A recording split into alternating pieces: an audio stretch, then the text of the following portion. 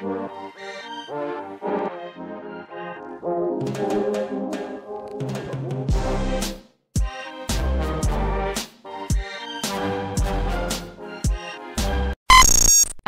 Le contenu de cette vidéo est une vulgarisation des politiques, lois et règlements en vigueur.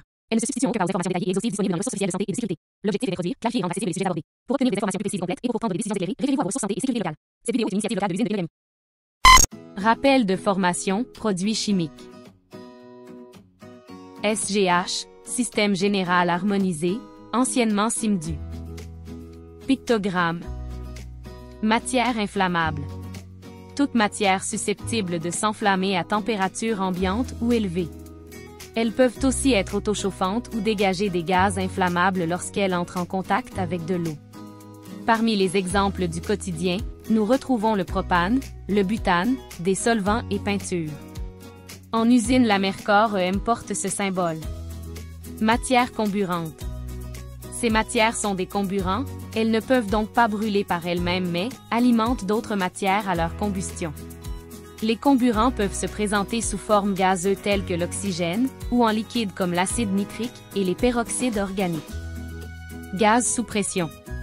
Matière contenue dans un récipient sous pression sous forme de gaz, gaz liquéfié ou gaz liquéfié et réfrigéré. Le plus connu est le CO2. Matière corrosive.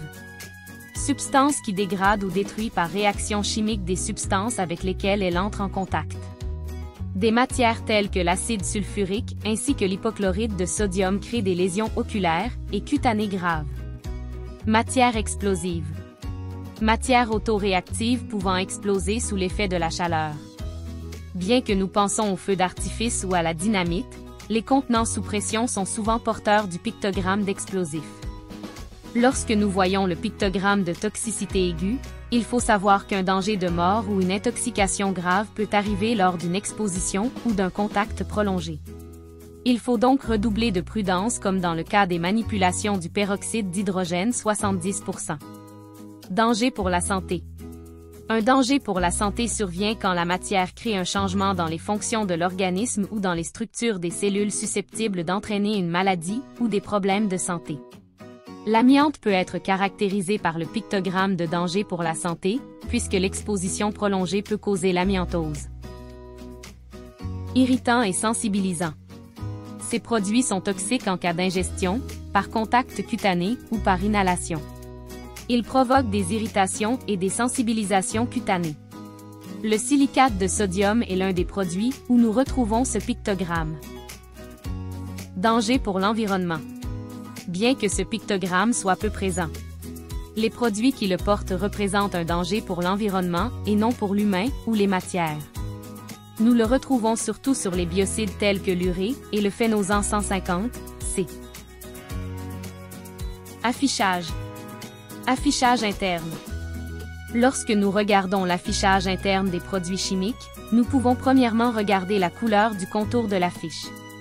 Si le contour est rouge, cela signifie que nous sommes en présence d'un danger potentiel au produit. Si le contour de l'affichage est jaune, cela signifie qu'il faut porter une attention au produit concerné. Le nom du produit est toujours indiqué dans le haut de l'affiche. Nous pouvons aussi y retrouver son utilité ou le mélange dont il fait partie.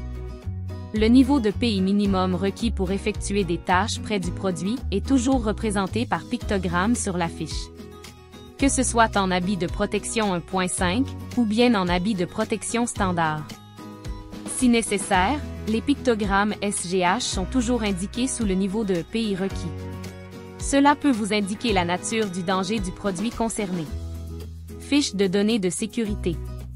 La fiche de données de sécurité, FDS, est un document récapitulatif qui réunit les renseignements relatifs aux dangers que pose un produit ainsi que des conseils concernant les mesures de précaution à prendre pour assurer sa sécurité.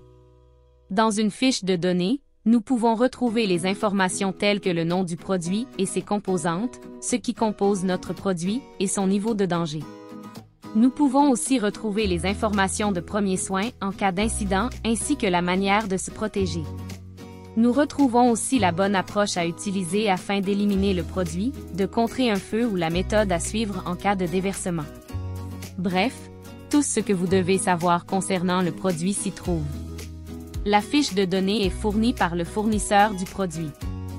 Comment trouver une fiche de données de sécurité si la FDS n'est pas disponible en version papier au poste de travail? Il suffit de se diriger à un poste informatique et d'accéder au réseau et d'appuyer sur MSDS Produits dangereux. Une page s'ouvrira. Par la suite, inscrire le nom du produit que vous voulez rechercher et appuyer sur FDS.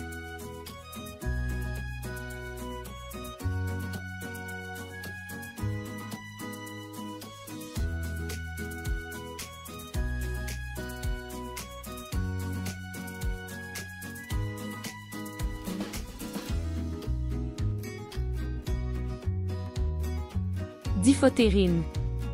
La diphotérine est une solution de premier secours, destinée au lavage polyvalent et en urgence de brûlure d'origine chimique, corrosive ou irritante.